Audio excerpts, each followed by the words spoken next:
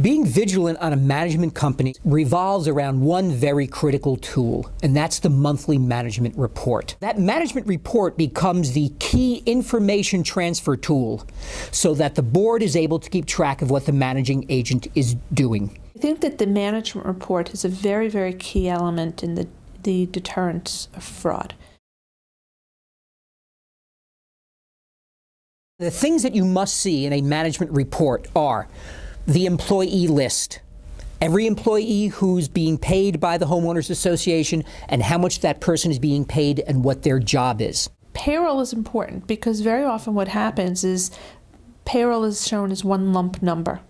What we think is important is that there be a copy of, let's say you use ADP or some other outside vendor for payroll, that they include copies of the payroll reports, the actual detailed information in that monthly management report so that the board can see overtime hours, holiday pay, vacation pay, and see what the staff is actually being paid for and which employees are being paid.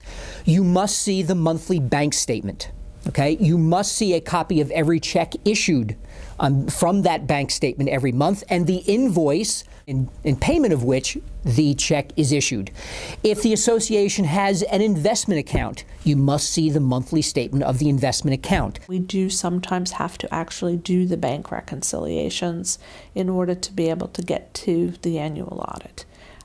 Generally, management does it.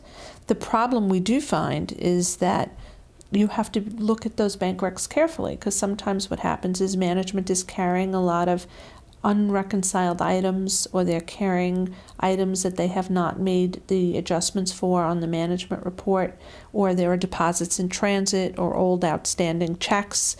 So all of those items are very telling as to what problems or issues there might be. Also, the lack of bank reconciliations could be an indicator that there are other problems inherent in the accounting records. Basically, the question becomes, what you want to see on that is everything the managing agent is doing for you on a month-by-month basis.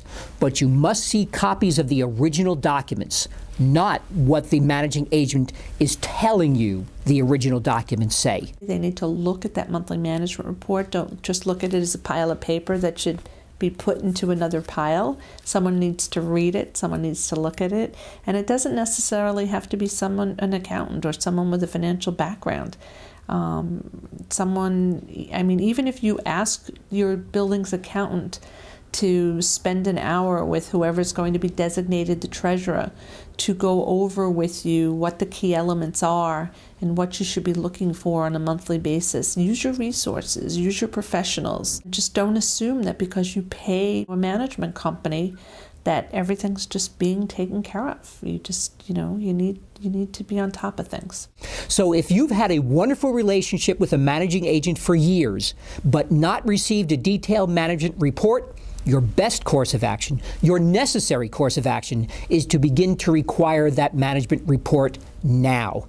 And if the agent doesn't like it, it's time to move on.